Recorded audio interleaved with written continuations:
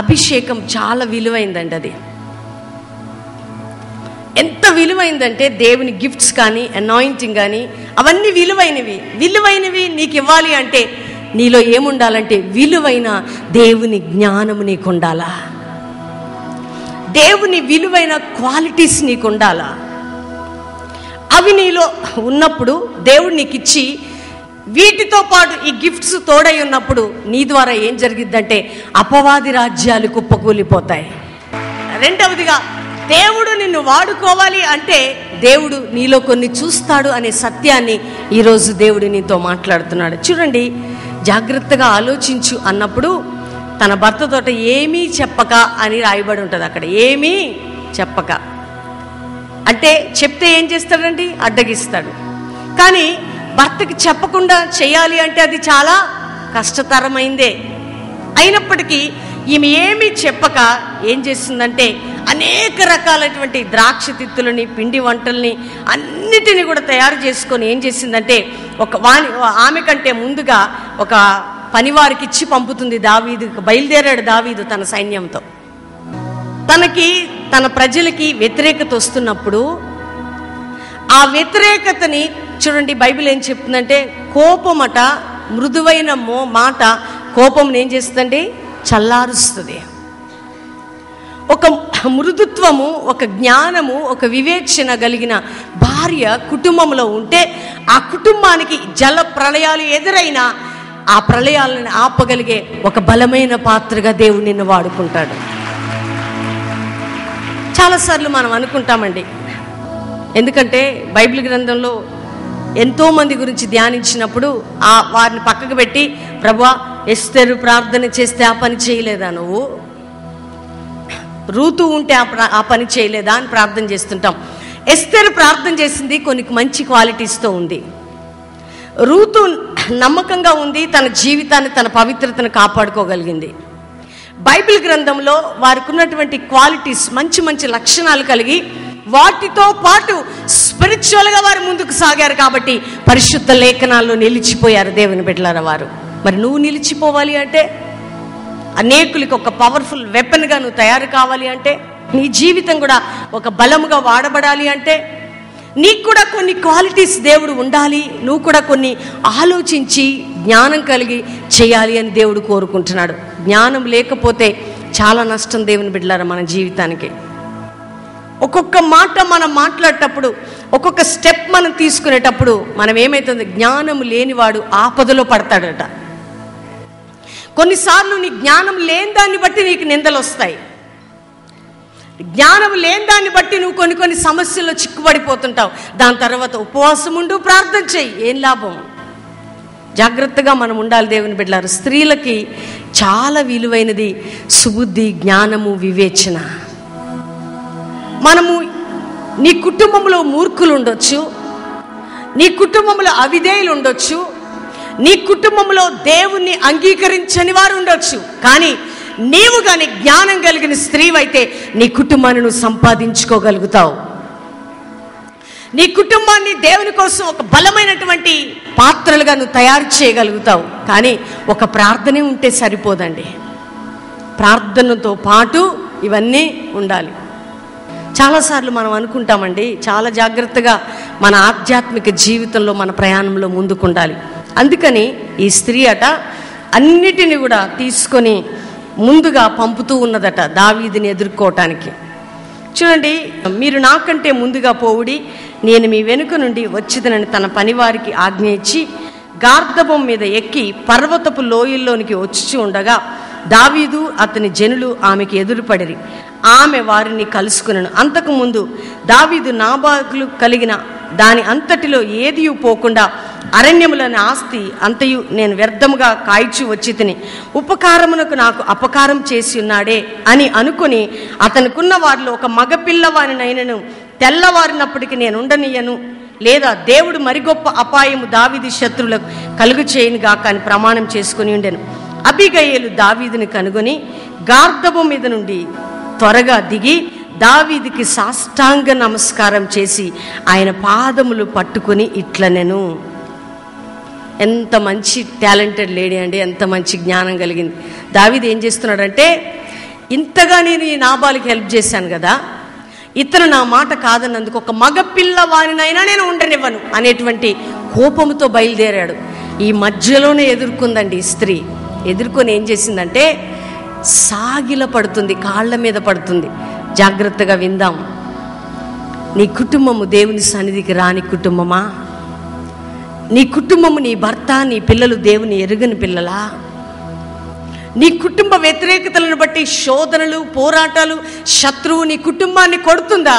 అయితే ఈ యొక్క అబీగయేలు దావీదు సాష్టాంగ పడ్డట్టు దావీదు ముందు నీవు కానీ సాష్టాంగ పడితే దేవుని ఎదుట రాబోయే శత్రు యొక్క ఆ పోరాటము, దేవుడు పంపుతున్న ఆ పోరాటము నీ కుటుంబంలో ఆగిపోతుంది సహోదరి.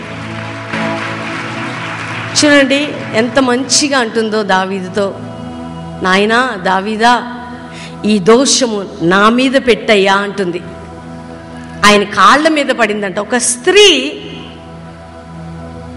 ఒక వ్యక్తి కాళ్ళ మీద పడినప్పుడు ఆయన ఎంత కరిగిపోతాడండి. వెళ్ళి కాళ్ళ మీద సాగిలపడి కాళ్ళ మీద పడి బ్రతిమలాడుతుందంటే ఈ దోషము నాదిగా ఉండునుగాక. చూడండి ఆ మాట 24వ వచనం. నా ఏలినవాడా, ఈ దోషము నాదని ఎంచుము, నీ దాసురాలని నన్ను మాటలాడనిమ్ము, నీ దాసురాలను నేను చెప్పు మాటలు ఆలకించుము. నా ఏలినవాడా, దుష్టుడైన ఈ నాబాలును లక్ష్య పెట్టదు, అతని పేరు అతని గుణములను సూచించున్నది. అతని పేరు నాబాలు, మోటుతనం అతని గుణము. నా ఏలినవాడా, పంపించిన పనివారు నాకు కనబడలేదు. నా ఏలినవాడా, యెహోవా జీవముతోడు నీ జీవంతోడు ప్రాణహాని చేయకుండా యెహోవా నిన్ను ఆపి ఉన్నాడు. నీ చేయి నిన్ను సంరక్షించుచున్న మాట నిజమని యెహోవా జీవముతోడు నీ జీవముతోడని ప్రమాణం చేయుచున్నాను. నీ శత్రులను నా ఏలినవాడని నీకు కీడు చేయిని ఉద్దేశించేవారు నాబాలు వలె ఉందురుగాక అని చెప్పి 28వ వచనం, నీ దాసురాలను నా తప్పును క్షమించుము. నా ఏలినవాడగు నీవు యెహోవా యుద్ధములు చేయుచున్నావు గనుక నా ఏలినవాడగు నీకు ఆయన శాశ్వతమైన సంతతినిచ్చును. చూడండి, నీవు బ్రతుకు దినములన్నీ నీకు అపాయము కలుగకుండును. నిన్ను హింసించుటకై నీ ప్రాణము తీటుకై ఎవడు ఉద్దేశించిన నా ఏలినవాడగు నీ ప్రాణము నీ దేవుడని యెహోవా యొద్దనున్న జీవపు మూటలో కట్టబడును. చక్కటి ప్రాఫిటిక్ మాటలు చెప్తుందండి దావీదుని ఎదుర్కొని. ఎంత ధైర్యం అండి ఈమెకి. మన కుటుంబం మీదకి ఏదైనా శత్రు పోరాటం వస్తుందంటే ఎవరిని ఆశ్రయించాలా, ఎటు వెళ్ళాలా, ఏమి చేయాలా, ఎటు పరిగెత్తాలా అని ఆలోచిస్తున్నారా ఈ దినం మీరు? అబీగయేలు బుద్ధికి తగినటువంటి స్త్రీగా ఉంది. మరి నీ పేరేంటి? పెద్దవాళ్ళు ఒక సామెత అంటారు, ఇంటికి దీపం ఇల్లాలు. ఒక స్త్రీగానండి చాలా దైవికంగా ఉంటే ఆ ఇల్లు క్షేమంగా ఉంటుందండి, సంతోషంగా ఉంటుంది, నెమ్మదిగా ఉంటుంది. ఆ ఇల్లు అనేకుల చేత కొనియాడబడుతుంది. ఎంత మంచి స్త్రీ అంటే ఈమె, నా ఏలినవాడా నా భర్త మూర్ఖుడేనయ్యా, ఈ దోషము నాదిగా ఎంచయ్యా అని సాగిలపడుతుంది ఈమె. ఎప్పుడైనా నీ కుటుంబం గురించి దేవుని ఎదుట సాగిలపడ్డావా? ఎప్పుడైనా నీ సంఘము గురించి ఆ దోషము నాదయ్యా దేవా నా కుటుంబాన్ని కనికరించని సాగిలపడ్డావా నువ్వు? నీ భర్త మొరటివాడు కావచ్చు, మూర్ఖుడు కావచ్చు, భక్తి లేనివాడు కావచ్చు, దేవుణ్ణి దూషించేవాడు కావచ్చు, వ్యతిరేకంగా మాట్లాడేవి కావచ్చు, కానీ నువ్వు దేవుని ఎదుట సాగిలపడితే నీ భర్తని దేవుడు గట్టిగా పట్టుకుంటాడా? రియల్లీ దేవుని బిడ్డలారా,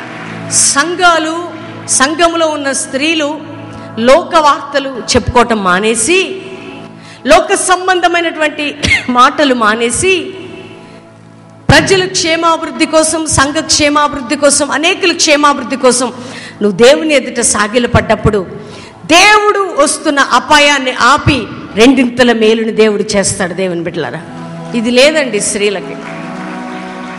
ఏముంటుందంటే ఏది మన మీద వేసుకోవద్దు, అంత ఎవరి మీద వేయాలా, ఏం చేయాలయ్యా, ఇటువంటి భర్తని ఇచ్చావు. ఏమని ప్రార్థన చేస్తున్నారు మీరు?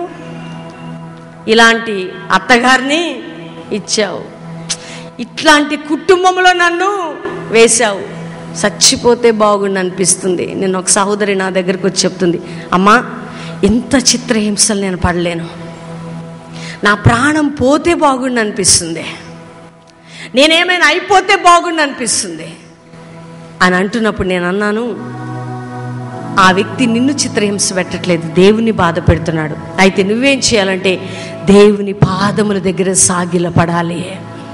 ప్రియ దేవుని బిడ్డలారా, మీరు ఎక్కడెక్కడ తిరుగుతున్నారో, మీకున్న ఆపత్కాలములలో మీకు వస్తున్న వ్యతిరేకతలను బట్టి మీరు ఎక్కడెక్కడ తిరుగుతున్నారో, స్త్రీలు ఏం చేయాలి అనేది బైబిల్ చెప్తుంది.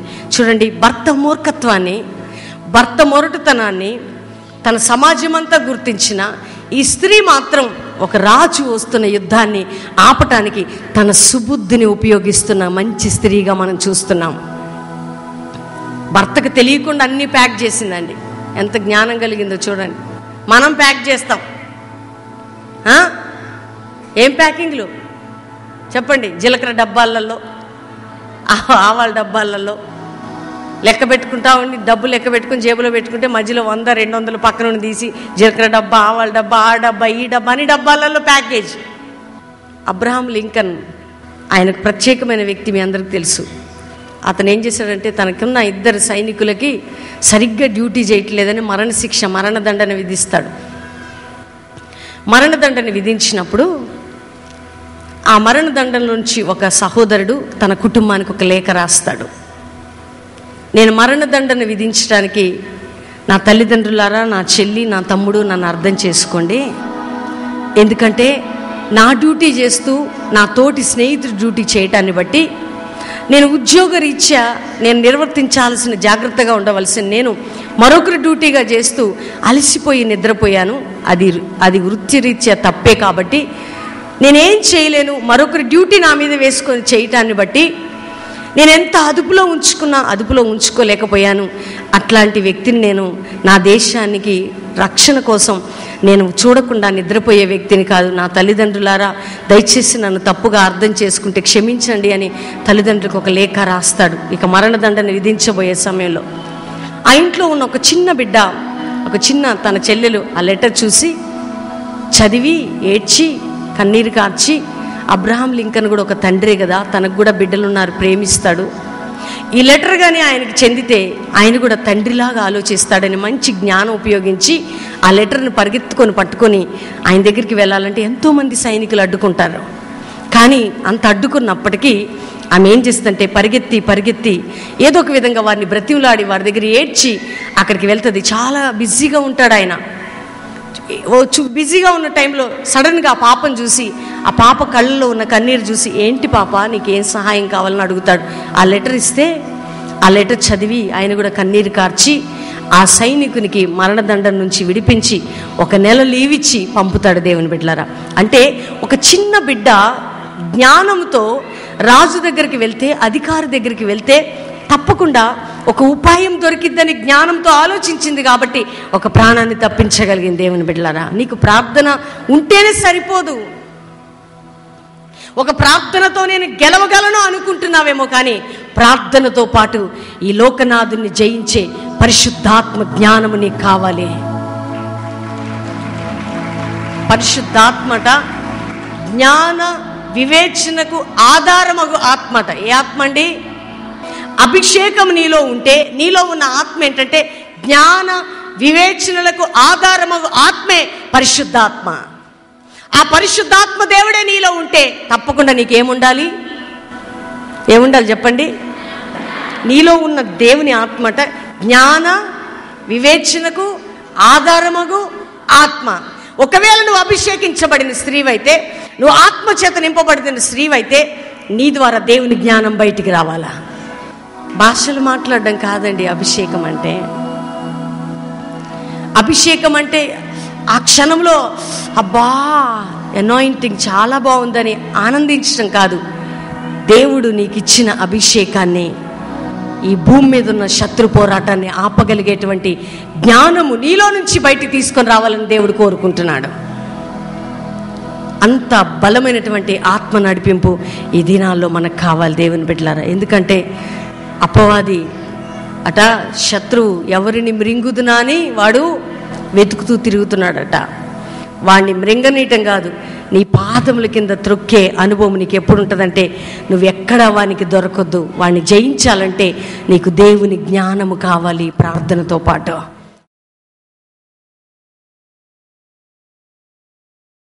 స్త్రీలారా, దేవుడు ఈ సంవత్సరంలో మిమ్మల్ని మీ కుటుంబాలని దర్శించబోతుండగా దేవుని కోసం ముందుకు సాగుదాం, ప్రార్థన చేసుకుందాం. ప్రభువా, ఎంతమంది యొక్క వర్తమానం విన్నారో నీకోసం మండునట్లు కన్నీరు కార్చేవారిగా, వివేచన జ్ఞానం కలిగిన స్త్రీలుగా మా యొక్క దేశంలో, మా యొక్క రాష్ట్రంలో, మా ప్రపంచంలో ఉన్న స్త్రీలను మీరు లేవనెత్తండి.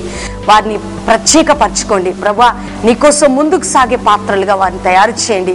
నాయన, ఎక్కడ ఫెయిల్యూర్ అవుతున్నారో, ఎక్కడ నిందలు, అవమానాలు, వ్యతిరేకతలు, బంధకాలు చుట్టుకున్నారో ప్రభా, ప్రతి స్త్రీలపై ఇప్పుడే నీ సన్నిధి దిగునుగా కని ప్రార్థిస్తున్నాను. వారిని అభిషేకించండి, ఆరోగ్యవంతులుగా చేయండి. కుటుంబాల్లో అన్ని విషయాల్లో విడుదల మీరు దయచేయండి. ముఖ్యంగా ప్రార్థనా పరులుగా, ఆత్మానుసారులైన స్త్రీలుగా మీరు లేవనెత్తి మీ రాజ్యానికి వాడుకొని వారిని దీవించి ఆశీర్వదించి మీ కృపలో వర్ధిల్ల చేయమని యేసుక్రీస్తు నామములో అడుగుచున్నాం తండ్రి. Amen, amen, amen. నీ ఆత్మవర్షము నాయన, అభిషేకాన్ని ప్రజల మధ్యలోనికి మేము పంపుతున్నాం ప్రభా. పరిశుద్ధాత్మ నీ కుమ్మరింపు, దేవుడు నిన్ను వాడుకోబోతున్నాడు బిడ్డ. పరిశుద్ధాత్మ దేవుడు నిన్ను వాడుకోబోతున్నాడు. దేవుడు నిన్ను వాడుకోబోతున్నాడు. ఈ సమయంలో దేవుడు నిన్ను వాడుకోబోతున్నాడు. నీకోసం మండే అభిషేకాన్ని రోల నుంచి పాస్ చేసిన ఫైర్ దిగాలి రోలో ప్రభా. ఇదిగో నీ జీవితం భయపడుతున్నావు ఏమైపోతుందోనని, కానీ నా యేసయ్య నిన్ను గట్టిగా పట్టుకుంటున్నాడమ్మా. నీకు ఒక మంచి భవిష్యత్తు ఉంది. యేసయ్య నిన్ను తాకుతున్నాడు సహోదరి. స్పిరిట్ ఆఫ్ అనాయింటింగ్ ప్రభా బిడ్డలు పాస్ చేసిన ఫైర్ దిగాల. Jesus name move spirit of God. దేవుడు మిమ్మల్ని తాకుతుండగా మీ జీవితంలో ఉన్న శోధన బయటికి వెళ్ళిపోబోతున్నది. Spirit of God fire move spirit of God. అగ్ని, అగ్ని, హోలీ గోస్ట్ అగ్ని. ఈ ఫైర్ లో పరిశుద్ధాత్మ అభిషేకం నాయన అగ్ని వలె, జ్యోతుల వలె నీకోసం మండాలి స్త్రీలో.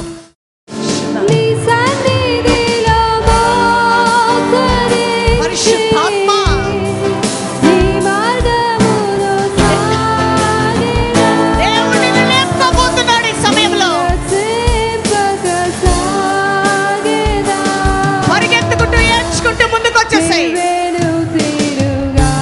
ఇది నీ టైము. పరిశుద్ధాత్మ దేవుడు సహోదరి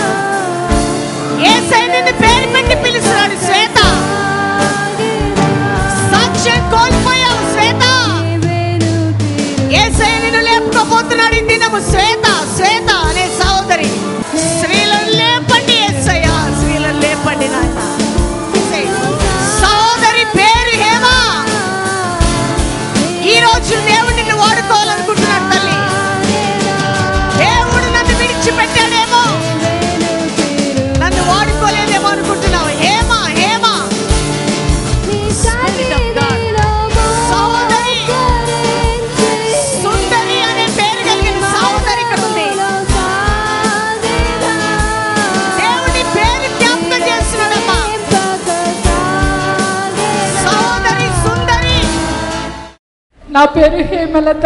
నేను వచ్చిన నాటి నుండి అమ్మ నన్ను పిలవాలి, నేను దేవుని కొరకు వాడబడుతున్నాను, ఇంకా బలంగా వాడబడాలి అని నేను ప్రార్థన చేస్తున్నప్పుడు అమ్మ నా పేరు పెట్టి పిలిచి దేవుని కృపలో నన్ను బలపరిచింది.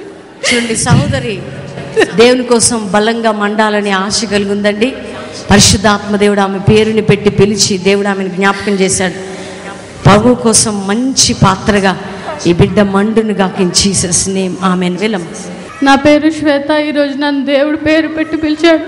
నేను ఇంకా దేవుళ్ళు వాడబడాలని మీరందరూ ప్రార్థన చేయండి. సహోదరి యవ్వన బిడ్డ తన జీవితంలో కోల్పోయిన దాన్ని తిరిగి ఇవ్వాలని దేవుడు ఆశపడుతున్నాడని పిలిచాడండి. పిలిచారండి, పేరు పెట్టి పిలిచారు నన్ను. పేరు పెట్టి సుందరి మీ పేరు. దేవుడు సహోదరిని పేరు పెట్టి పిలిచాడండి. దేవుడు వాడుకోవాలని ఆశపడుతున్నాడు. దేవుడు ఎంతో దిగజారి స్థితిలో నన్ను వాడుకోగా నేను ఆయనకు నమ్మకంగా జీవించలేకపోయినా, అయినప్పటికీ ఇప్పటికి నన్ను వదిలిపెట్టక ఆయన ఇంకనూ నన్ను ప్రేమిస్తున్నాడని దేవుడు మరొకసారి నాకు తెలియజేసి ఇకపైన ఆయన కొరకు నమ్మకంగా జీవించే కృపను అనుగ్రహించేలాగా నా కొరకు ప్రార్థన చేయండి. సహోదరిని పిలిచిన దేవుడు యవ్వన బిడ్డని శక్తివంతంగా వాడుకొనుగాక జీసస్ నేమ్ ఆమెన్. అమ్మగారు లెక్క మేము ఉండి ప్రార్థన చేయాలి. ప్రతి ఒక్కరి గురించి, దేశం గురించి మనం స్త్రీలము ముందుగా ఉండాలి, మనం భర్తలకు లోబడాలని అమ్మగారు చెప్పినప్పుడు మా హృదయాలు కరిగిపోయినాయి.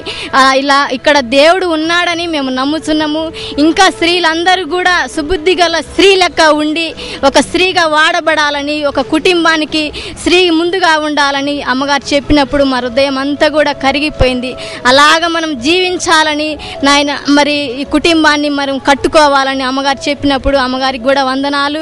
అలా ఇంకా మరి స్త్రీల కూటమి ఇంకా జరుపుకోవాలి, ఈ సంవత్సరాల మీద కూడా ఉపవాస ప్రార్థన చేయాలని చెప్పినప్పుడు అమ్మగారు మా హృదయం అంతా కరిగిపోయినది. అమ్మగారు చెప్పినారు మేము అబిగయల్ లాగా మంచి సుబుద్ధి కలిగినటువంటి స్త్రీలుగా ఉండాలని చెప్పిండ్రు. అవును, నిజంగానే సుబుద్ధి గల స్త్రీలుగా ఉండాలి, ఎస్తేర్ వల్లే ప్రార్థనా పరులుగా ఉండాలని చెప్పారు. అటువంటి సుబుద్ధి జ్ఞానము మాకు దయచేయనట్లుగా దేవుడు ఈ కూటం ద్వారా మేము చాలా ఆశీర్వదించబడినాం. నా ఆత్మీయ జీవితం బలపడింది. నేను స్త్రీల కూడికి వచ్చానండి. అమ్మగారి వాక్యం విని చాలా బ్లెస్ అయ్యాను. వాక్యము చాలా హత్తుకుంది హృదయానికి. దానివల్ల నేను ఎంతో ఆదరణ పొందాను. దాన్ని బట్టి దేవునికి వందనాలు చెల్లిస్తున్నాను. అసలు చెప్పలేనంత విధంగా దేవుడు నన్ను వాడుకున్నాడు. అక్క ద్వారా ఎంతో మంచి వాక్యము, మేము మంచి వాక్యం అటువంటి వాక్యం వింటమో లేదో అని అనుకున్నాను. దేవుడు మంచి వాక్యం మాతో మాట్లాడిండు.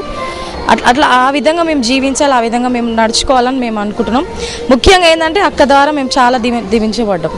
ఈ ఒక్కరోజే కాకుండా మంత్లీ ఉంటే కూడా బాగుంటుంది ఈ సదస్సు. శీల సదస్సుకు వచ్చినప్పుడు దేవుడు అద్భుతంగా అన్ని విషయాలలో, ముఖ్యంగా ఆత్మీయంగా చాలా బలపడ్డాం. మేము ఆధ్యాత్మికంగా చాలా బలపడ్డామండి. స్త్రీలంటే ఎలా ఉండాలో మేము నేర్పించారు మాకు. స్త్రీలు కట్టబడితే కుటుంబాలు కట్టబడతాయి, కుటుంబాలు కట్టబడితే సంఘాలు కట్టబడతాయి. స్త్రీలు తమ కొరకే కాకుండా అనేకుల కొరకు ప్రార్థన చేయాలని నేర్పించారు. తమ కుటుంబాల కొరకే కాకుండా దేశం కొరకు, సంఘాల కొరకు, అనేకుల కొరకు, విశ్వాసుల కొరకు, అనేక ఆత్మల కొరకు ప్రార్థన చేయాలని మాకు నేర్పించారు. మా కోసమే మేము ఇంతవరకు మేము జీవించాము. ఇప్పటి నుంచి స్త్రీల కూడికలో మేము బలపడి అనేకుల గురించి మేము ప్రార్థన చేయాలి. ఈ సంఘంలో మేము ఇంకా సేవ చేయాలి. దేవుని కొరకు మేము ఇంకా లోతుగా నిలబడాలని, మేము దేవుని మమ్మల్ని నిలబెట్టాలని కోరుకుంటున్నాం.